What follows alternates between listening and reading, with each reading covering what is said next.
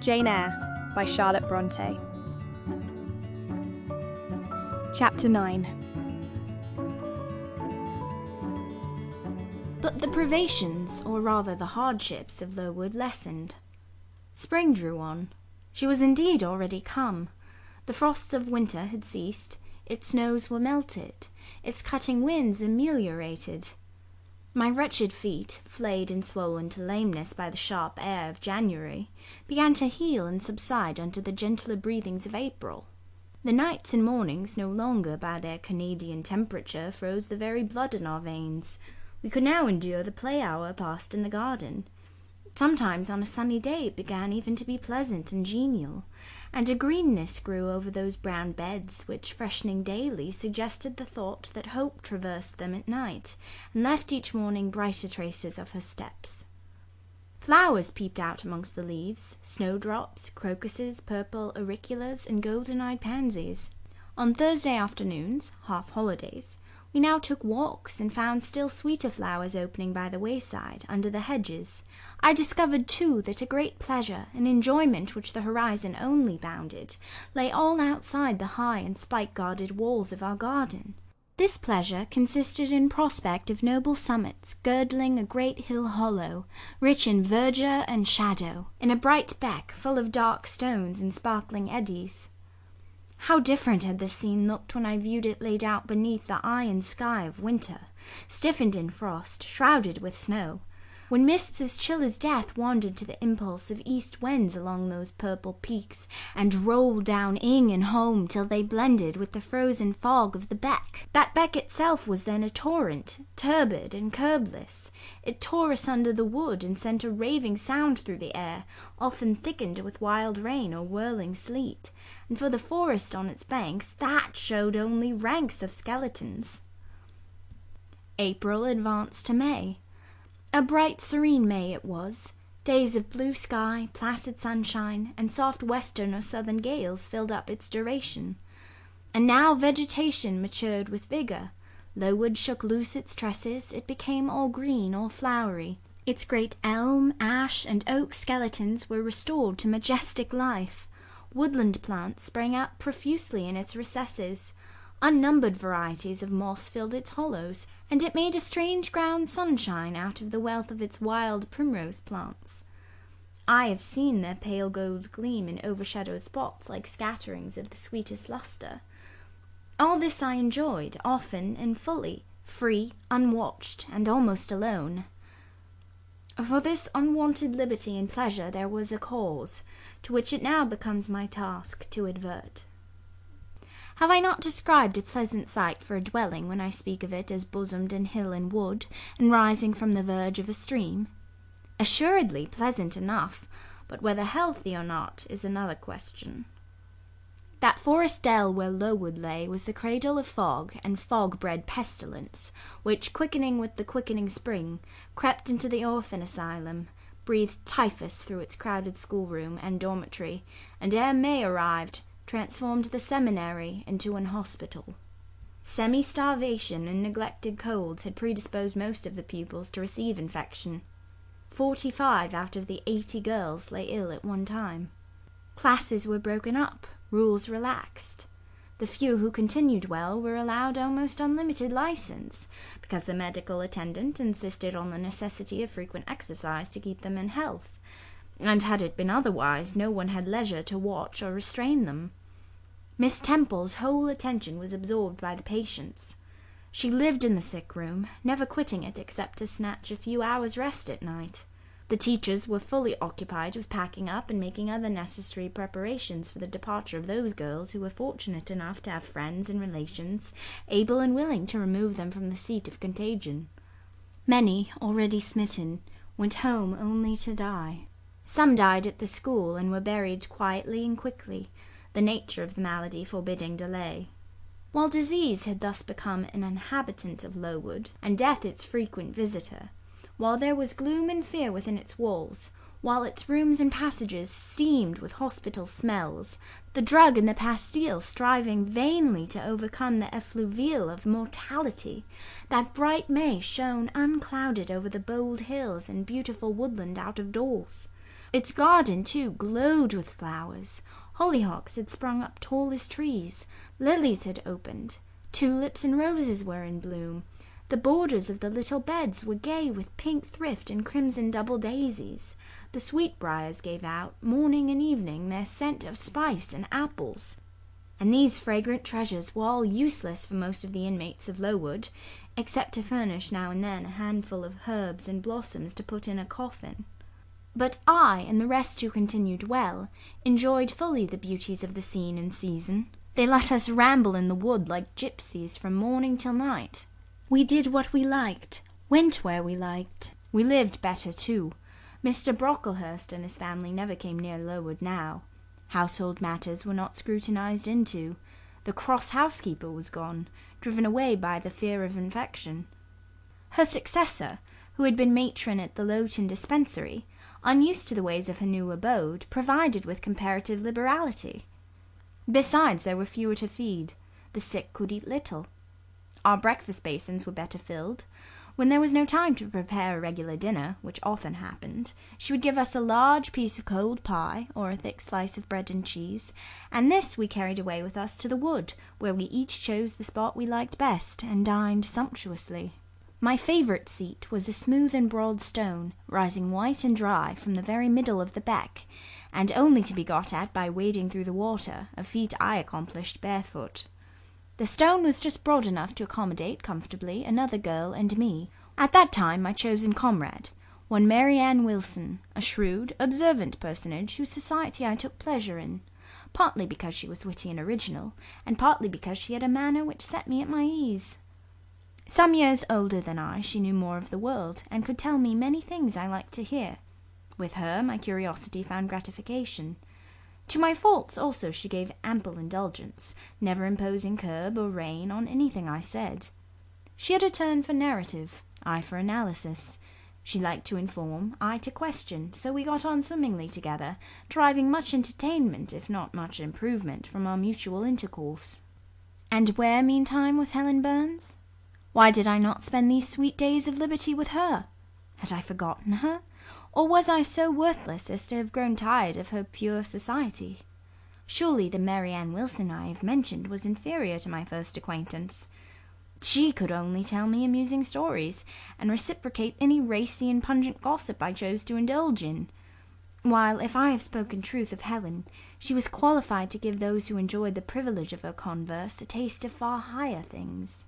True, reader, and I knew and felt this, and though I am a defective being, with many faults and few redeeming points, yet I never tired of Helen Burns, nor ever ceased to cherish for her a sentiment of attachment as strong, tender, and respectful as any that ever animated my heart. How could it be otherwise, when Helen, at all times and under all circumstances, evinced for me a quiet and faithful friendship, which ill-humour never soured, nor irritation never troubled?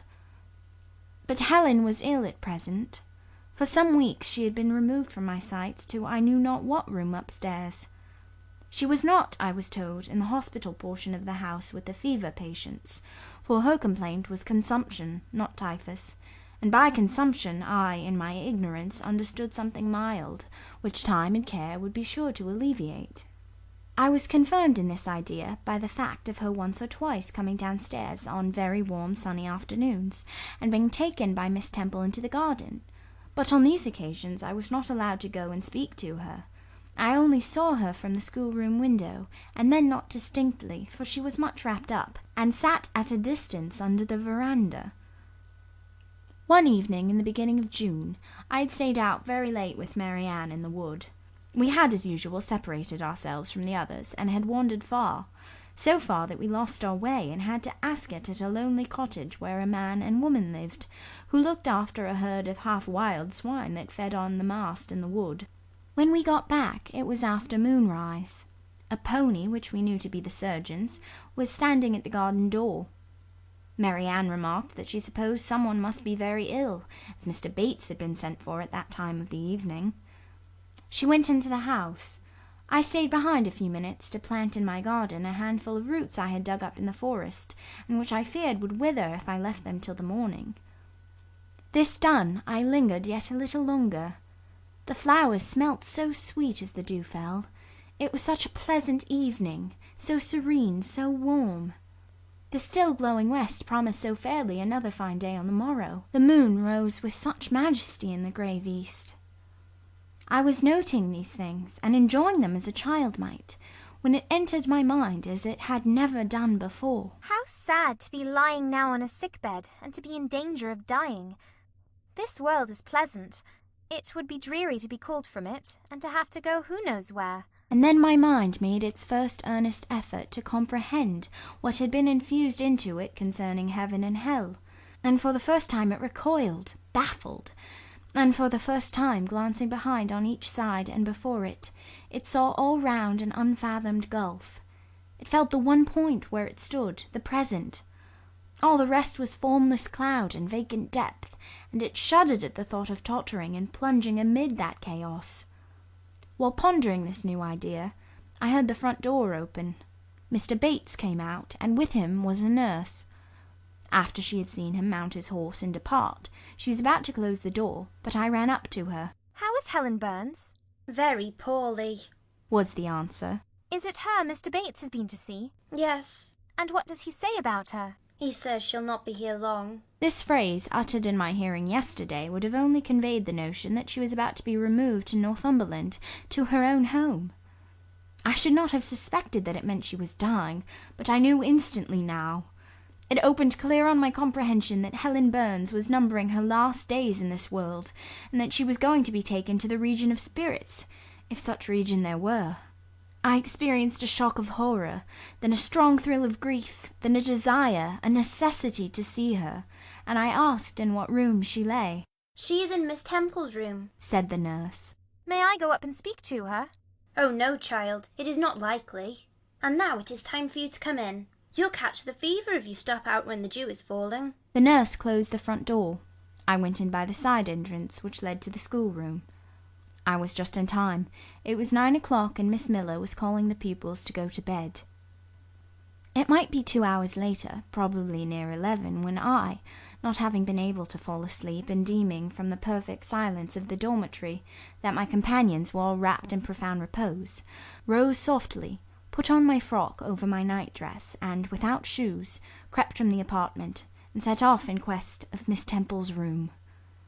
It was quite at the other end of the house, but I knew my way, and the light of the unclouded summer moon, entering here and there at passage windows, enabled me to find it without difficulty.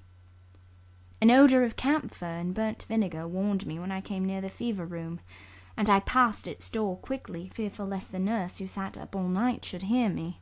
I dreaded being discovered and sent back, for I must see Helen. I must embrace her before she died. I must give her one last kiss, exchange with her one last word. Having descended a staircase, traversed a portion of the house below, and succeeded in opening and shutting without noise 2 doors, I reached another flight of steps. These I mounted, and then just opposite to me was Miss Temple's room. A light shone through the keyhole, and from under the door a profound stillness pervaded the vicinity. Coming near, I found the door slightly ajar, probably to admit some fresh air into the close abode of sickness. Indisposed to hesitate, and full of impatient impulses, soul and senses quivering with keen throes, I put it back and looked in. My eye sought Helen, and feared to find death. Close by Miss Temple's bed, and half covered with its white curtains, there stood a little crib. I saw the outline of a form under the clothes, but the face was hid by the hangings. The nurse I had spoken to in the garden sat in an easy-chair, asleep. An unsnuffed candle burnt dimly on the table. Miss Temple was not to be seen. I knew afterwards that she had been called to a delirious patient in the fever room. I advanced, then paused by the crib side. My hand was on the curtain, but I preferred speaking before I withdrew it. I still recoiled at the dread of seeing a corpse. Helen, I whispered softly. Are you awake? She stirred herself, put back the curtain, and I saw her face, pale, wasted, but quite composed. She looked so little changed that my fear was instantly dissipated. Can it be you, Jane? She asked, in her own gentle voice. Oh, I thought. she is not going to die. They are mistaken. She could not speak and look so calmly if she were. I got on to her crib and kissed her. Her forehead was cold, and her cheek both cold and thin, and so were her hand and wrist. But she smiled as of old. Why are you come here, Jane? It is past 11 o'clock. I had it strike some minutes since. I came to see you, Helen. I heard you were very ill, and I could not sleep till I had spoken to you. You came to bid me goodbye. Then you are just in time, probably. Are you going somewhere, Helen? Are you going home? Yes, to my long home, my last home. No, no, Helen. I stopped, distressed. While I tried to devour my tears, a fit of coughing seized Helen. It did not, however, wake the nurse.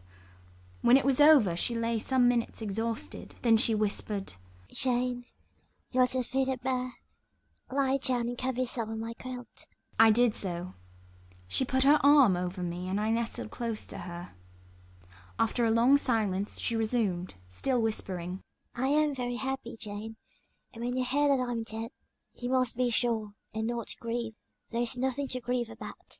We all must die one day, and the illness which is removing me is not painful. It is gentle and gradual. My mind is at rest. I leave no one to regret me much. I have only a father, and he is lately married, and will not miss me. By dying young, I shall escape great sufferings. I had not qualities of talents to make my way very well the vow. I should have been materially at fault. But where are you going to, Helen? Can you see? Do you know? I believe. I have faith. I am going to God. Where is God? What is God? My Maker and yours, who will never destroy what he created. I rely implicitly on his power, and confide wholly in his goodness. I count the hours till the eventful one arrives, which shall restore me to him. Reveal him to me. You are sure then, Helen, that there is such a place as heaven, and that our souls can get to it when we die? I am sure there is a future state. I believe God is good. I can resign my immortal part to him without any misgiving. God is my Father. God is my friend. I love him. I believe he loves me. And shall I see you again, Helen, when I die? You will come to the same region of happiness, be received by the same mighty, universal parent, no doubt, dear Jane. Again I questioned, but this time only in thought. And I clasped my arms closer round Helen. She seemed dearer to me than ever. I felt as if I could not let her go. I lay with my face hidden on her neck. Presently she said, in the sweetest tone, How comfortable I am. That last fit of coughing stirred me a little. I feel as if I could sleep, but don't leave me, Jane. I like to have you near me. I'll stay with you, dear Helen. No one shall take me away. Are you warm, darling? Yes. Good night, Jane. Good night, Helen. She kissed me and I her, and we both soon slumbered. When I awoke it was day. An unusual movement roused me. I looked up. I was in somebody's arms. The nurse held me. She was carrying me through the passage back to the dormitory. I was not reprimanded for leaving my bed. People had something else to think about. No explanation was afforded then to my many questions, but a day or two afterwards I learned that Miss Temple, on returning to her own room at dawn, had found me laid in the little crib, my face against Helen Burns's shoulder, my arms round her neck. I was asleep, and Helen was dead. Her grave is in Brocklebridge churchyard. For 15 years after her death, it was only covered by a grassy mound, but now a grey marble tablet marks the spot, inscribed with her name and the word Resurgam. End of chapter 9.